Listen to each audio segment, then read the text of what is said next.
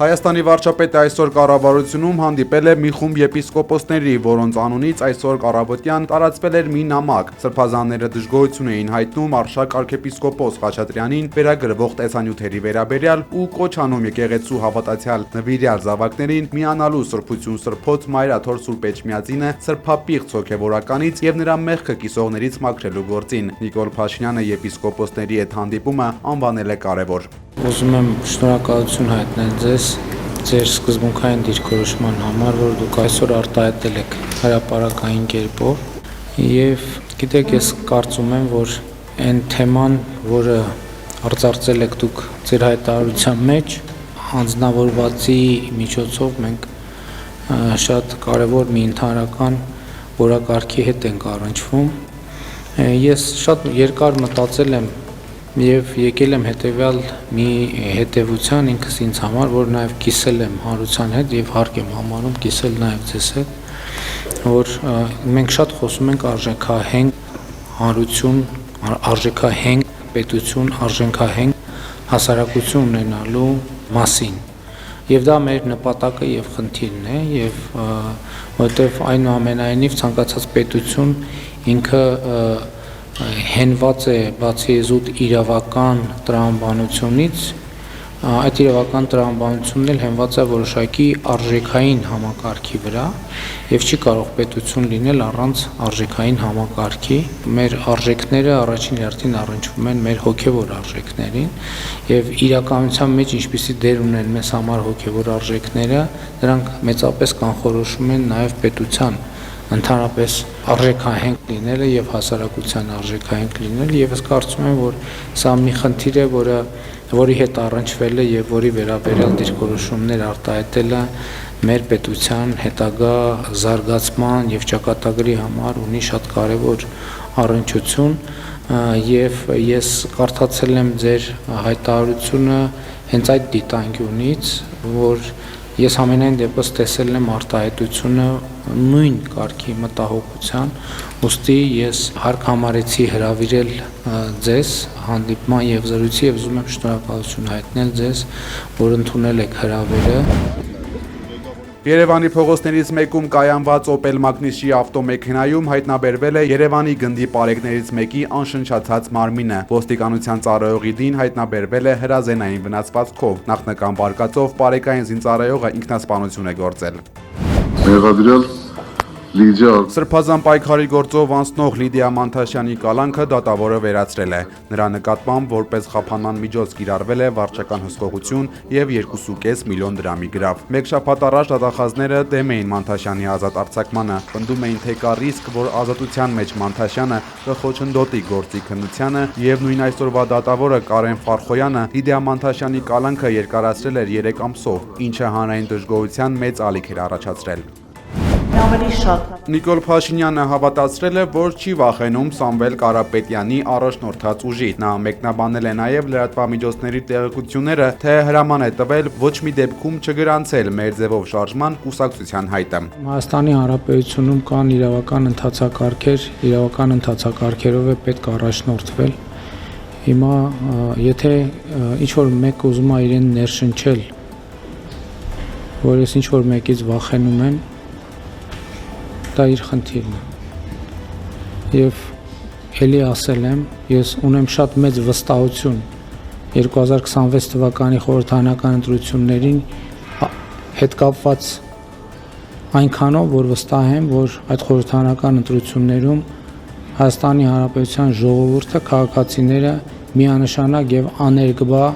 հաղթանակ կտանեն։ Մեր ձևով շարժումը անդրադարձել է Փաշինյանի այն հայտարարությանը, թե ինքը չի վախենում Սամվել Կարապետյանի առաջնորդած ուժից։ Շարժման հայտարարության մեջ ասված է, որ մեջբերում Փաշինյանը կորցրել է ժողովրդի վստահությունը ու չի տիրապետում իրավիճակին։ Շուտով նա կկորցնի նաև իշխանությունը ու ինչպես իր վերջին ուղերձում Սամվել Կարապետյանն էր ասել, ընդամենը մի քանի ամսից շնորհավորելու ենք իրար արդարության հաղթանակի արժանապատվության վերականգնման, չարիքի պարտության ու Հայաստանի համար նոր բարեկեցության ու խաղաղության ժամանակ ժամանակաշրջանի սկզբի կապակցությամբ։ Իդեպ մեր ձևով ժողովրդական շարժման անդամները աշխատանքային այցով Ստեփանավանում են եղել։ Յուլագարակ գյուղում շարժման անդամները շրջել են գյուղով, բնակիչներին ներկայացրել շարժման կողմից առաջարկվող հանրապետության մարզային համայնքների եւ գյուղական բնակավայրերի զարգացման տեսլականը, ինչից հետո ներկա են գտնվել Ստեփանավան համայնքում շարժման գրասենյակի բացմանը։ Եթե կաթի գինը, ոչ թե ասում եմ վաղը զավոդին ասում եմ, վсё, վաղը այսքանով ես վերցրել։ Եթե պետությունը սուբսիդավորում է կաթի գինը 40 դրամով, կաթի գինը 130-ից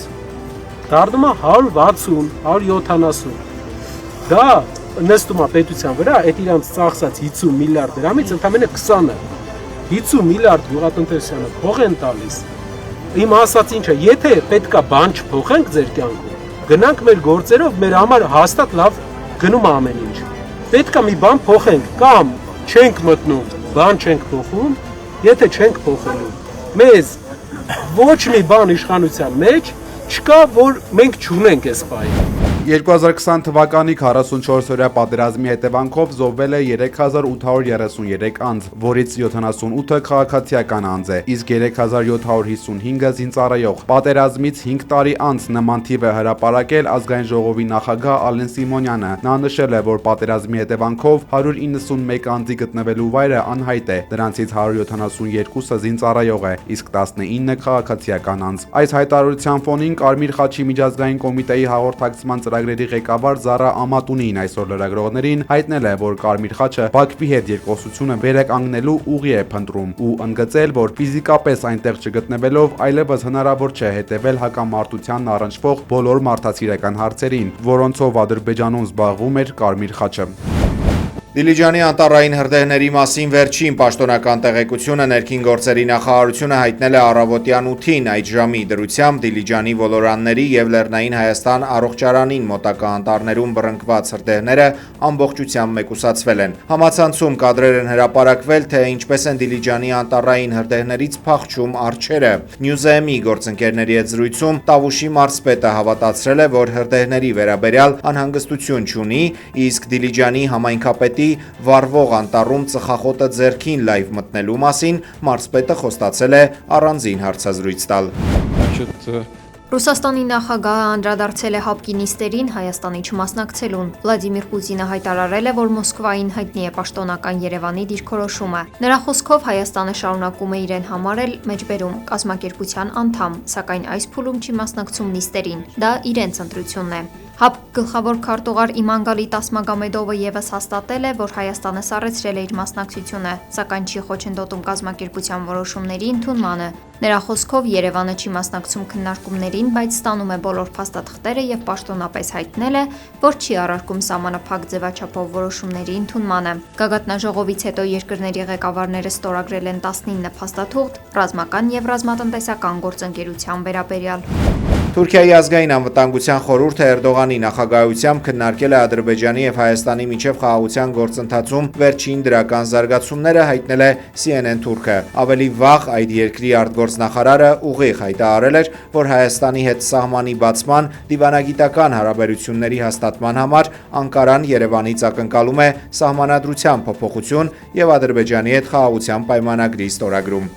Большое спасибо, уважаемые друзья. Ռուսաստանի նախագահ Վլադիմիր Պուտինը ՀԱՊԿ գագաթնաժողովում հայտնել է, որ 2026 թվականի հունվարի 1-ից սկսած երկիրը կստանձնի կազմակերպության նախագահությունը։ Այն կանցկացվի հավաքական անվտանգություն բազմաբևեռ աշխարհում կարգախոսի ներքո։ Մոսկվան կշարունակի ամրապնդել կազմակերպության պաշտպանական ներուժը եւ առաջարկում է մեկնարկել ՀԱՊԿ ուժերը ժամանակակից ռուսական զենքերով զինելու ծրագիր։ Պուտինի խոսքով դրանք ապացուցել են իրենց արդյունավետությունը մարտական գործողությունների ժամանակ։ Մենք մտադիր ենք հատուկ շեշտը դնել պաշտպանական արդյունաբերության ձեռնարկությունների միջև համագործակցության խորացման վրա, ասել է նա։ Ռուսաստանը նախատեսում է համատեղ վարժանքներ անցկացնել զորամասերի եւ հատուկ ծառայությունների համար։